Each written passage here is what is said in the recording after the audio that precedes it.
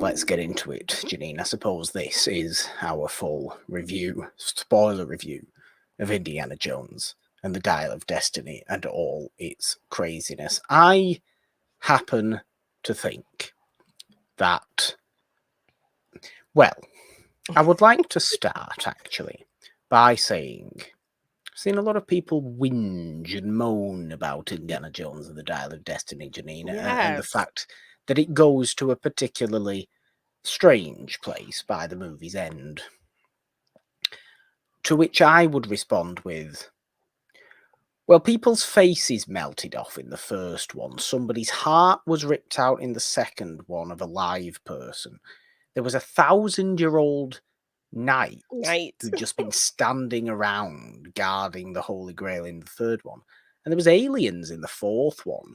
So why all of a sudden is the weirdness in the fifth one wrong? Exactly. And the formula is the same as every other Indiana Jones movie. What did you expect to What really did be you different? expect? I mean, yes, there are some different elements because he's older, but it's like it opens the same. Like we have our big action set piece, we have our MacGuffin set up, we have Indy finding the MacGuffin, we have it getting taken away from him, we have him getting it back, we have him getting captured. Like that is the You have formula that literally happened. globe-trotting adventure with Yes. Indiana Jones. I Exactly. don't get You it.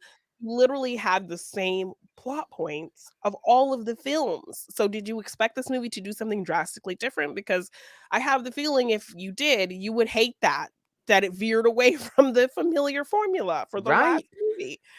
Like, yet you had story-wise, plot-wise, the same kind of things going on, what you would expect in an Indiana Jones movie.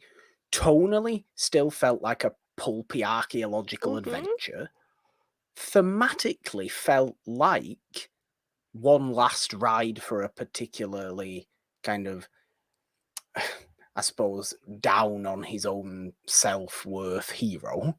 Because Yeah.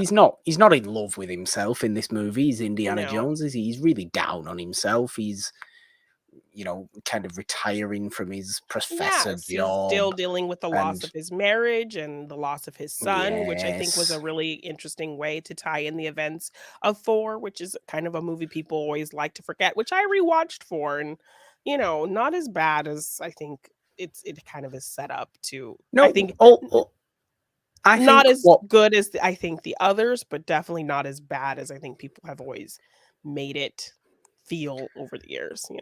no, and I think a lot of people's issue with 4, at least looking back on it now, I think really the more obvious issues with 4, the fact that some of the effects look a bit iffy, Yeah. and which they never did in the No, because we were original doing 3 practical movies, because things, yeah.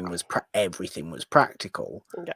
Um, and there's the alien aspect, which, yes, okay, at that point was the weirdest thing that the Indiana Yes, Jones movies had but done. but But if you look at the yeah, he's not out of the realm of possibility yeah, for that particular genre of fiction, which yes, has crazy things happen all the way, because you're dealing with a series of movies, a character, a tone that is from pulp 30s comic books and things like that, that would go to bizarre places and do yeah, and bizarre supernatural fantastical things. sci-fi elements were around in the 50s and things Yeah. like that. And again, like, even though the alien aspect felt kinda crazy to what the franchise had been, it's still think of the motivation of your villain. Your villain is always, instead of respecting history, wanting to use it for some personal gain, and so Yeah. that's what our villain did again in that 4th movie. So, And um that's what he's doing in this fifth movie as well. exactly. So I like that, it was able to still not try to ignore the aspects of 4. They heavily played it into why Indiana Jones is the way he is in this movie. Why, because of the events of 4, it's still, now he has this deteriorated relationship with Marion because of the loss of their son and all of that. So, Yeah. it plays into the fact that, after the events of that 4th film, he did develop a really strong relationship with Mutt to the point that it it's causing him pain now. So I like that they were able to work that into the story in a really thoughtful way, that really Yeah. informs the character. I like Like, I that we don't think started. it's Shire's best role, but No, he's um, quite annoying. yeah. That's beside the point. I think we're talking too much about About Crystal Skull here. Skull. Yeah, so I'm trying to take it back to what. So I like that they incorporated elements of 4 and didn't just try to ignore them because they know why people didn't like that movie or whatever.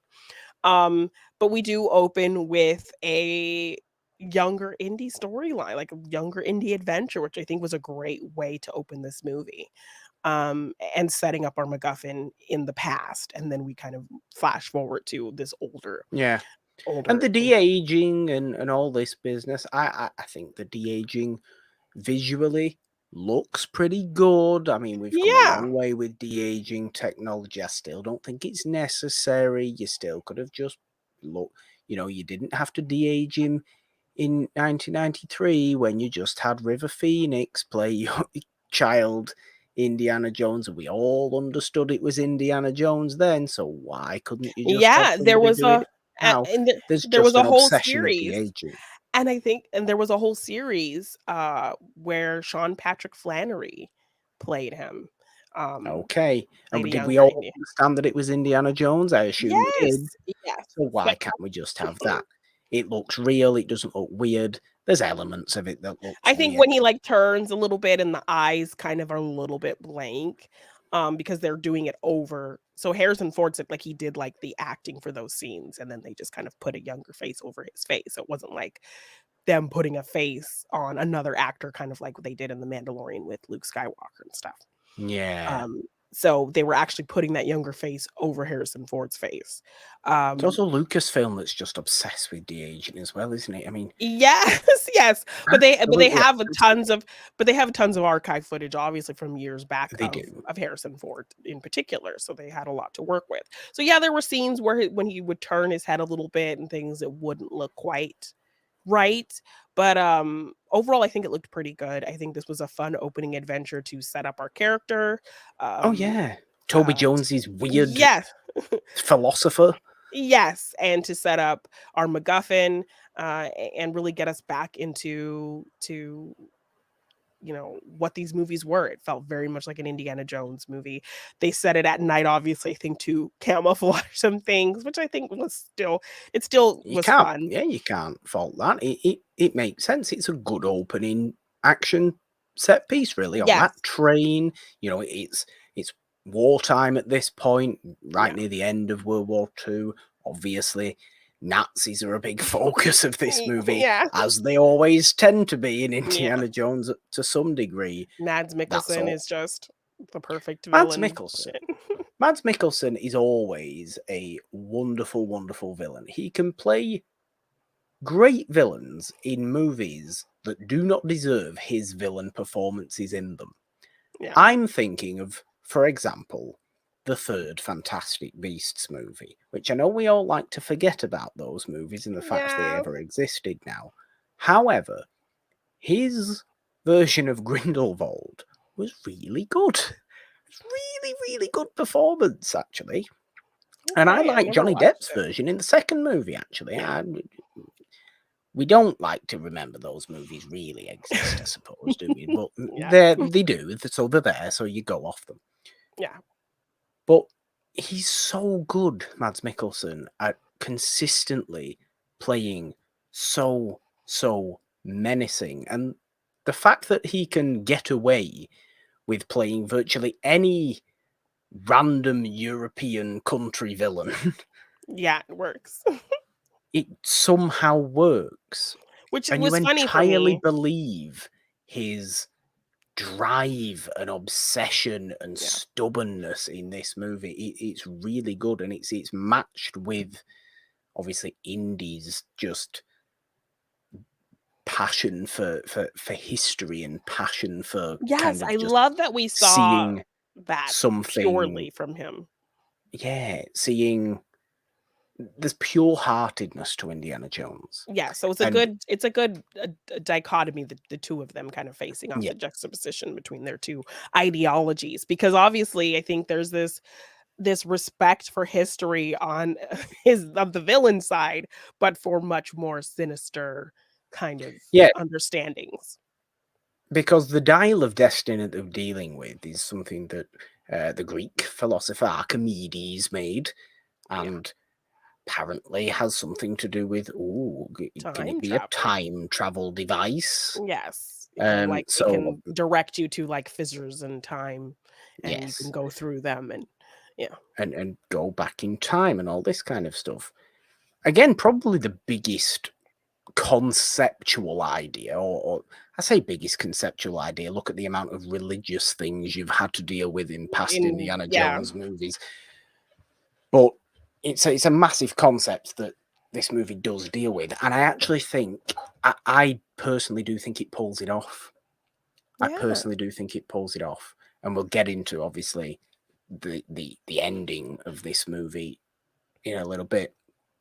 But Mads Mikkelsen, ex-Nazi, still a Nazi really. The war's just over now. We're in 1969. And he's actually been Um, recruited to help, build, um, rockets and things for the build US. Yeah. things for Mhm. NASA. Yeah. Yeah, he wants to get this dial of destiny, Archimedes dial, so we can go back to World War II and ensure that the Nazis win Yes. by whatever means necessary.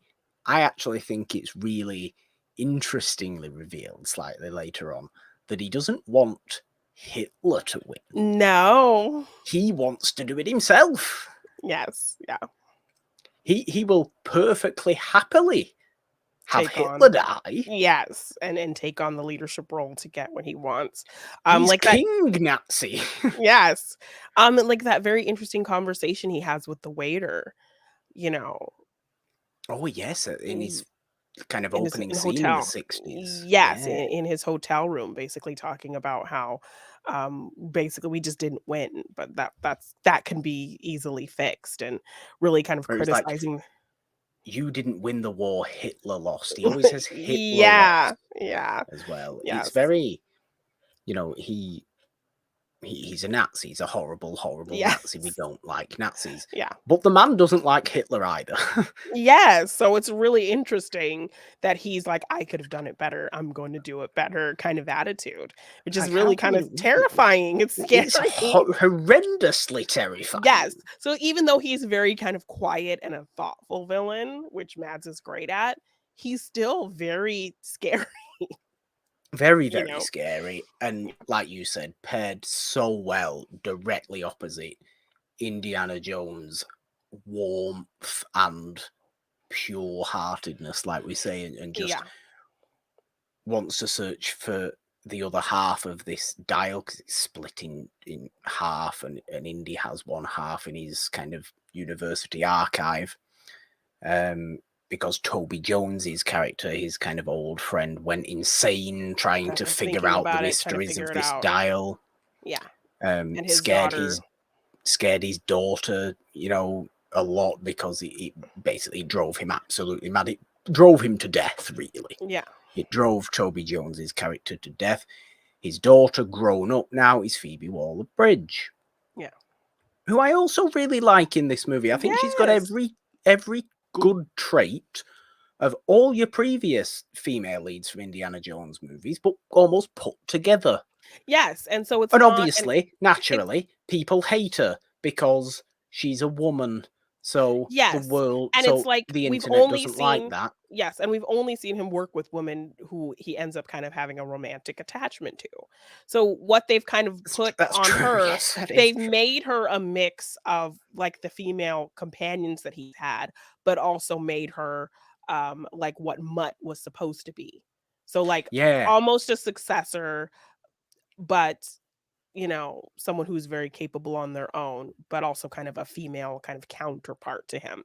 And I think maybe it's just because she wasn't a romantic thing to him, which that's all we've ever seen him kind of have is the romantic person as your only female character.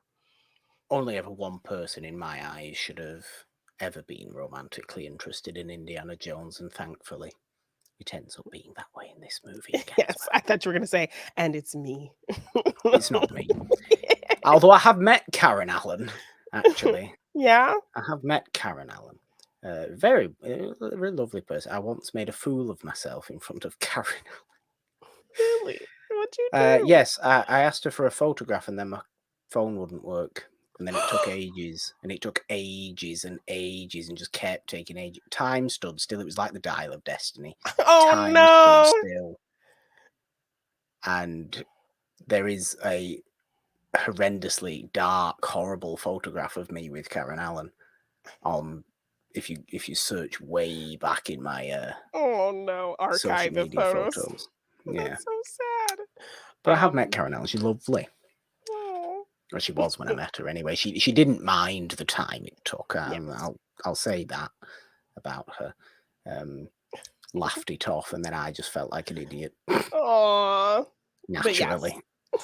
I'm glad that she's kind of like the long-standing female character. I actually went to the church where they got married in Crystal Skull, so Oh, okay. yes. Um, but yeah, I'm glad that she was kind of the circle back female character. But yes, I think it's because maybe she was the first female character that wasn't kind of this romantic situation. It was somebody who was kind Probably, of but surely that would have been weirder. Surely yes, yes. for And I don't expect it. 80-year-old Indiana No, well, I'm Jones. not saying like to have a younger woman be his romantic person. It's just a female character in general not being, you know, Well, you know what in that people role. are like. You know what Yes. internet men are like. So Yes, hence them not liking this character because she's has agency and she kind of foils Indiana Jones, at a few points. And I thought she was very, very entertaining. Really, yes, she was a lot of fun, and, I liked that by the end, because you kind of expect this to happen in the first beginning. She's kind of against Indiana Jones, she's not really working with him, she's doing things on her own, she's kind of not being the best person.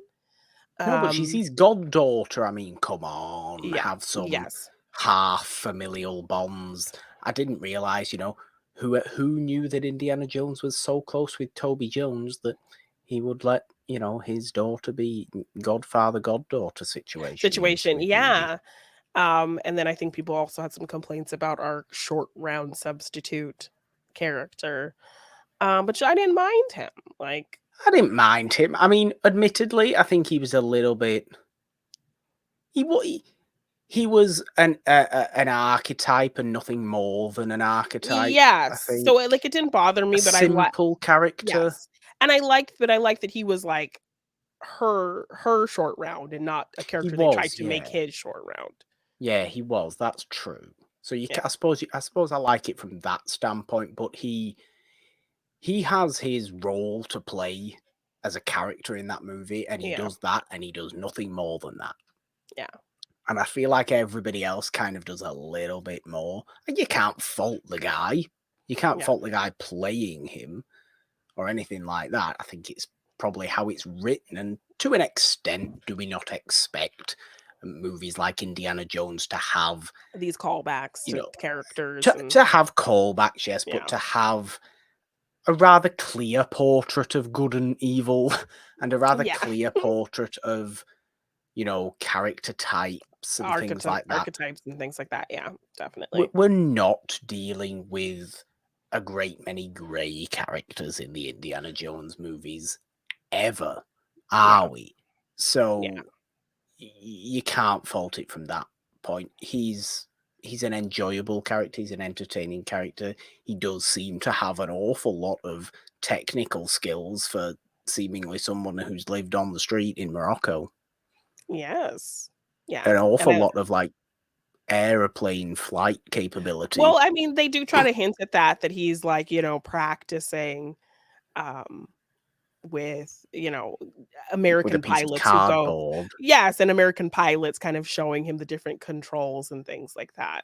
So, he kind of at least has a feel for it, which I mean, I have seen that in movies before. There was this movie, in the '90s called Young at Heart with Mel Gibson and Elijah Wood, and Mel Gibson, he was a pilot who, was, like, frozen in, like, the '50s, and then he comes back in, like, the '90s. and he, you know, befriends Elijah Wood, who helps take care of him. And he shows him, like, with cardboard and all kinds of stuff, the different controls of a plane and all that stuff. And then there's a scene where Elijah Wood actually has to apply that and help, like, Okay, land a plane. there's previous to this then. Okay. So it's been done on screen before. So it very much took me back to Young at Heart. If you know the movie, then yes. Um, yeah, so not something I like that there was a setup for that, that like, you know, it's probably something he regularly does with American pilots who come to the that club or whatever, and they show him, you know, because he's eager to learn how to whatever. So it's fair that he would maybe have some kind of understanding of Okay. flying a plane and be useful later in the movie. So I didn't think that was too far fetched crazy. Okay. Um, but yeah, I mean, I will say they really kind of try to have this set up with Antonio Banderas' character only for him to be kind of not as That was unfortunate, wasn't it, yes. actually? He had Yes. very few lines, he had very few things to do, and then he's gone. So, yeah, that Yes, he was was kind of weird. promptly murdered by Mads Mikkelsen's people. Yes. So it was very much like, why cast Antonio Banderas if he's not really gonna do anything? So, Yeah, I did think that, admittedly. That yeah. was kind of a shame. Nice to see Antonio Banderas in a Yeah. major movie that Yeah. you don't get to see his face in major movies a great deal. Yeah. So it's nice from that point of view, but yeah, I did think a little bit wasted of a particular performer in Yeah. a role that could have really gone to anyone at Anybody. all. Yeah. So I'll say that fair, but ultimately I just think I I went into this movie wanting to feel like I was wanting by the end of it to feel like I'd seen an Indiana Jones movie, Yeah. and by that I want, you know, a particular kind of fondness that emanates from the screen of historical and culturally significant locations, Yes. and, you know, have some sort of mystic artifact, Yes, which we got. um, and have people rummaging around, crossing over like wooden bridges, and going through caves, Yes, we and got that. holding flaming torches, and Epic Indiana chase Jones using his whip sequences. and chases and actions and Mhm. beating the Nazis. And we got Yes. all of this. We got all of this. So I came out of it going, I enjoyed that. That's a good Yes! Indiana Jones It film. had What a everything you reason want for from an that. Indiana Jones movie. It definitely played into his age and how he feels It about it did. now, and still showing him kind of doing the action as best as somebody that age could potentially do that action But like like, that but character. speaking as Indiana Jones, talking about why am I doing this? I've got 3 screws in one knee. I've got a busted other knee. I've got like a bad back. Yeah.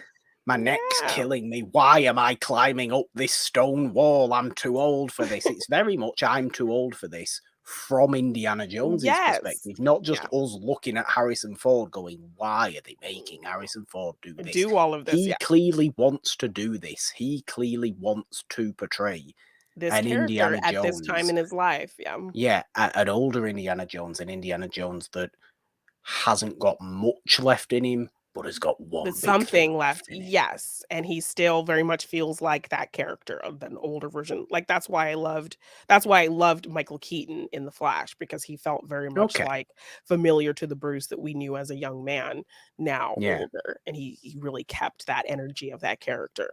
So, I definitely think Harrison Ford is doing that with this iteration of Indiana Jones, and I feel like the You get action tomb raiding as well, don't you? Tomb yes, raiding yes, and I like Archimedes' old tomb with its all statues and cobwebs and yes, coffin, and the fact every that they found some sarcophagus. things yeah, they found some things on his sarcophagus that were like propellers, and what's this watch doing in here? Yes. Only for that to have this really fun cyclical time travel connection that we get to later, which I thought was like a Yes, cool thing. because there is time travel in this movie. Oh, it's crazy. It is crazy. Yeah. I'll fully admit. It's absolutely crazy. I did not envision this happening in this movie at all. Look, we know we've had You got slightly aliens, but you fantastical weren't. things. No, we've had fantastical things happen in past Indiana Jones movies, as we've already said. We've Yes. often had religious and philosophical issues be Yeah. discussed in Indiana Jones movies and things like that. Always been brought up, always been a major part of them. Here is our philosophical scientific issue that is brought up in this movie, because it's all Archimedes. It's not Jesus or Moses or whatever was happening in Temple of Doom Yeah. or aliens. This is time. This is Greek philosophers. Yes, and this is like steeped Thinking. in history. So it's like I love that we're like by the end of it, we're seeing how much Indy loves history. The fact that now Yes. he's in this situation, which okay, we can Let's talk just about talk about it now. Yes. So Mads Mikkelsen's whole plan is to go back to a specific date so that he can win the war. Yes. And he is using the dial to kind of coordinate where that fissure is in time to go through it. And as they're going there, Indiana has been shot at this point. They've captured him. He's on their plane, so it's up to uh, his goddaughter to save him. And he's going through this whole, only realizing that Archimedes didn't account for, I think, continental drift. Yes, Archimedes did not know about continental drift. You're going through the wrong hole. This is going to end badly for you. Yes. So they So end up where do we end?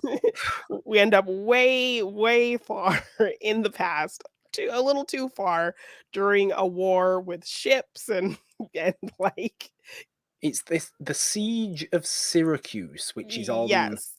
It's on Sardinia? No, it's not. It's on Sicily. It's Yes. on Yes. Sicily. And it's the Greeks attacking, or is it the Greeks? Is it the Romans attacking Grecian settlement on Sicily or something like that?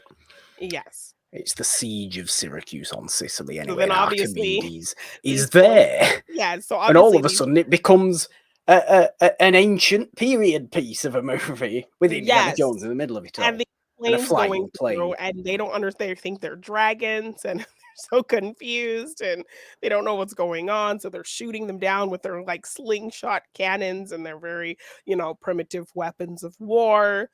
And Spears and bows and arrows. yes, And, yeah. yes, it's very scary. And so Mads Mikkelsen is panicked. He's like, I've made a mistake. I don't know what to do. So he's very stressed at that point. um Only for them to, Indy to be able to get off the plane. He lands in a parachute with Phoebe, and he wants to stay there and die there. And like just the way they have him looking around and taking in the history and marveling at it, and the fact that this is something he studied his whole life, and was always important to him to preserve these things. And Yeah. he just wanted to stay there and live in that, because like what does he have going home? He Well, has they even nothing. get. Yeah, he's got a tiny apartment in New York. He's His marriage is there's over. Yeah, You know, his son he's on is his dead own. in the war. Yeah.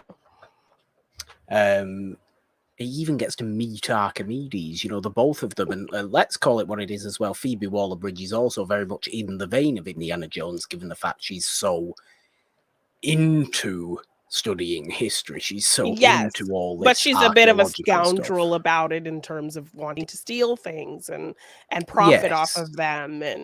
And yeah, she's kind of been jaded about. She understands it. She's studied it enough to care about it to some degree, that she's studying it, but has become very much like, I want to go the opposite vein, because look how my father studied this and kind of went insane. Yeah. I'm going to study it and see what I can gain from it, I feel like, is how they play her character. But the Archimedes is kind of fascinated because he's currently, you see him making the dial itself that Yeah. we've already just seen them use to actually get here in the first place. Yeah. He's kind of recognizing, wait a minute, did this work at some point in the future? I Yeah. need to go and have a look at what's going on outside here. So he takes his little Yes. servant boy with him, and they go off. And Indiana Jones meets actual Archimedes, which Yes. is probably the weirdest thing And that these speaks to movies have ever him. done. Yes, Speaks to him in Archimedes. ancient Greek. Well, I mean, he talked to that that knight from that old. Yeah, but he wasn't even speaking as he should have been. Because really, if we're being honest with you, should have probably been speaking French, Yeah, that old knight. Yeah. He should have either been speaking French or a very distinct form of Old English, That is true. which you wouldn't be able to really understand. It would sound like either, you know, an untranslated version of the Canterbury Tales or French. Okay. Well, I appreciate you correcting the inaccuracies in an Indiana. Shouldn't have been speaking normal, understandable English. Well, that is true. Well, Archimedes is not speaking English, which I No, he's not appreciated, speaking and they're ancient Greek. speaking, yes, and they're speaking his language, and he immediately knows they're from the future, which I love. And there's just like this immediate understanding from him, like he's not afraid of them or weary of them. He's really curious about them. No, he asked them, how long have you traveled? How far have you traveled? And they Yeah. say, like, about 2,000 years. And they show him the dial, they show him his the watch, and that's kind of how the watch ends up in his in his Just imagine for the rest grave. of his Yeah. life, And the Archimedes is propellers on the walking side of his. around. Yeah. Yes. Archimedes walking around wearing a watch at a time when clocks had been so far off being invented. Yes. I'm led to believe, I think I saw, like, I was watching a breakdown and they were kind of actually going on to the history, and I think Archimedes actually died during that war because he was working on something really important and his men were trying to get him to leave and he refused to leave because he wanted to finish what he was working on, and the man who was guarding him just got annoyed that it was taking so long and killed him. Oh, for God's sake. So I That think sounds that's what about right, I yeah. think that's what really happened. So I'm glad that that he was working on the dial, and one of those Yeah. guys that was guarding him just got annoyed, and This is a much better outcome, I think. Yeah. But no, I actually really like it. I think it's as weird as it is, as out there as it is, it's oddly poignant because you do get that moment of just sitting with Indiana Jones saying, I'm ready to die here. I'm ready happy. to die surrounded by history. The thing that I'm I love happy the with most. this. The And only Phoebe thing I have Waller-Bridge is left. pleading with him. Phoebe Waller-Bridge is. It's like, you can't, no, we have to go back. We have to go back. We'll get you back. We have to go back. And he's just Like, what do I have to go back to? He's Yeah. not even resigned himself, but content with himself. Yes, and I love that he's surrounded by history, and that's enough for him because he doesn't have his wife, he doesn't have his son. His goddaughter seemingly doesn't really maybe care about him in a or has shown him that she cares about him in a way that's worth him still being around for her. I suppose right up until this Right, so exact that moment. end, like her risk to get on that plane to save him, I Yeah. think is like kind of her big gesture. And then this kind of final gesture of that she needs him and she wants him in her life and she wants him to be around and also doesn't want him to screw up history. So yeah, I like that he's contented in just being surrounded by history because he feels like that's the only thing he's ever had and the only thing he has left in that moment. So I thought that was a really beautiful thing for this character. So had they left him there, I think that would have been like a beautiful ending for him. But I also like that, she needed him and she was finally able to stop pushing him away because of reminders of her father, because of what this thing did to him, because of selfish reasons, and that she could respect him and care about him enough to want to bring him back. So I like how that ended up playing out, that she ends up kind of knocking him out and taking him back. Yeah. Yes. And we end up back. And I mean, it's an overjoyous happy ending, isn't it, really? Yeah. Marion comes back and seems to be like okay now. Like, I'm not Yeah. really Well, sure. I like that the explanation for them parting was not about anything he did really. It was just her grief. No. Her grief was just too much. It was just too much. He couldn't console her. She was too heartbroken about the loss of Mutt that she couldn't function, and he just didn't have the capacity to console her or make her feel better about any of it. So it was never anything he did wrong. It was never an argument between the two of them. It was just the loss of her child was just all consuming, and there was nothing he could do about it. So I Yeah. think maybe when she's faced with the point of losing him, that might be kind of the enough. How I kind of explained it in my own head No, I think was that that's the reasonable. thought of Yeah. losing him was enough for her to realize that, Yeah. there was nothing he did. I think it would be better for us to deal with this pain together because I And don't I want to think lose it's him very too. precious. Yes, I think especially that they it's recreate that scene from Raiders with, it doesn't hurt here on the elbow, doesn't hurt here, and like kissing all these places. 'Cause that yes. was a very sweet moment from Raiders with them together, and to kind of relive that was really, really cute. Very And just cute. kind of getting the little grabbing of the hat at the end, I think was really sweet. Getting to see Sala, I like they played him in very well. That over the You know what they years, Indy did? They actually helped. did. I mean, John Rhys Davies, bless him, does look old, but Yes, but even the fact that he's like, "I brought my passport so I can come with you." He's so cute that he wants to go on the adventure. I miss the sea and I miss the like he's very I much like miss the desert indeed. yes, he's so good. I love his delivery. Like he's just it was good seeing him and like they played him into the plot well that like over the years Indiana Jones got him out and brought him to America and helped him and his billions of kids and now he has grandkids and Yeah, living in because New York he and just my children know what it's like to be American and Egyptian. They yes, are so proud great. of their heritage, and he Yes. speaks in that very Yes, booming. grandiose Yeah, way, give them hell, Indiana Jones. Like and then almost gets run over by a car yes, so when he's it kills the shouting momentum that at of the the airport. moment, but in the trailer, it worked No, very well.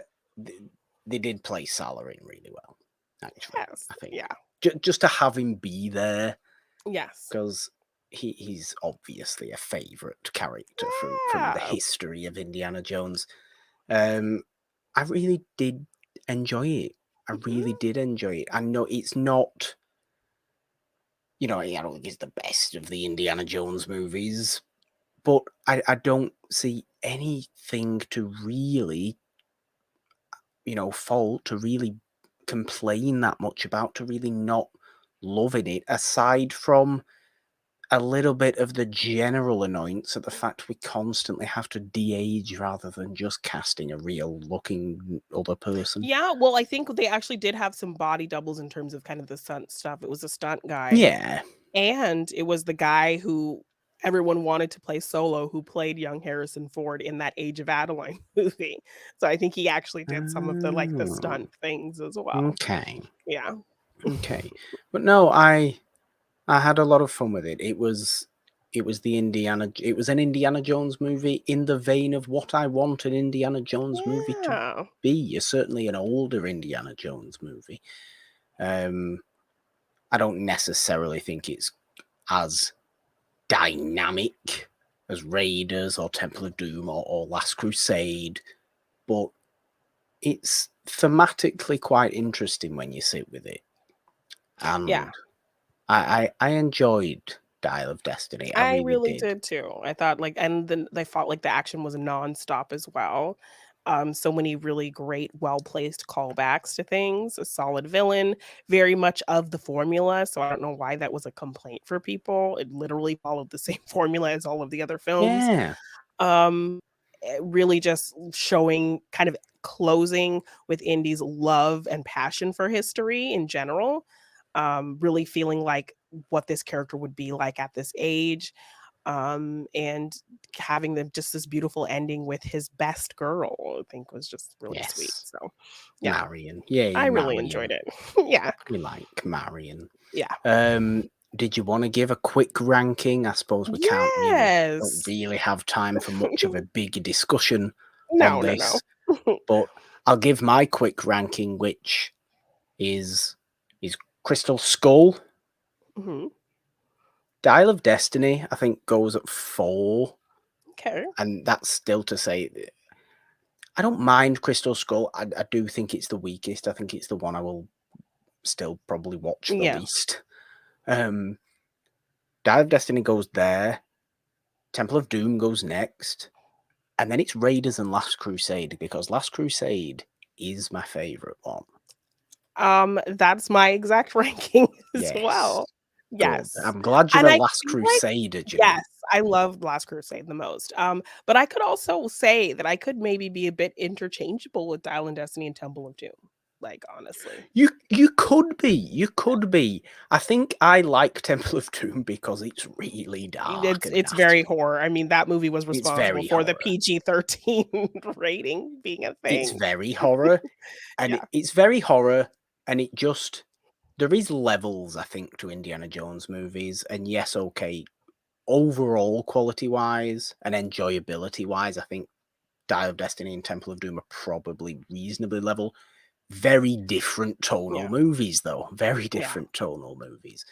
Last Crusade and Raiders are on that next level up, I think, Yeah. of overall quality wise. And I think people tend to just go with the easy answer of, oh, Raiders is the best one. It's the first one. It changed Yeah. everything. It was, oh, it's very, Yeah. very good. It's It obviously is. very, very, But I have very so good. much fun with Last Crusade. The dynamic between him and Sean Connery is really fun. It's a little bit more interesting. Yeah. Yeah. Last Crusade is a little bit more interesting character-wise for Indiana Jones, and I think possibly story-wise as well. Like, I always remember, the one thing I always remember, the first thing I ever think about when I think of Indiana Jones is him crossing the bridge with all the letters on Mhm. in Last Crusade. It's not anything from Raiders. It's not the boulder from the start. Yeah. It's not, the faces melting or the light, getting dragged by the rope on the back of the van. It's not any of that from Raiders. It's crossing that bridge and having to remember Bible verses Yeah. in Last Crusade because it's the Holy Grail. It's always that. So I've always had that. I watched Raiders first. Raiders was the first Indiana Yeah. Jones movie that I Same. did watch, but I always go for Last Crusade. Yes. No, it's definitely the one I would go back to kind of the most as well. It's just a lot of fun, feels bigger. The riding off into the sunset, so Yes, it's yes, so so good, so good. good. Yeah. It's so, and Salah's in that as well. So, you Yes. can't. I think it has a great comedy as well. It's good. Yeah. It does. It does. And Sean Connery brings an awful lot to that Yeah. movie. Yeah. Awful lot. Well,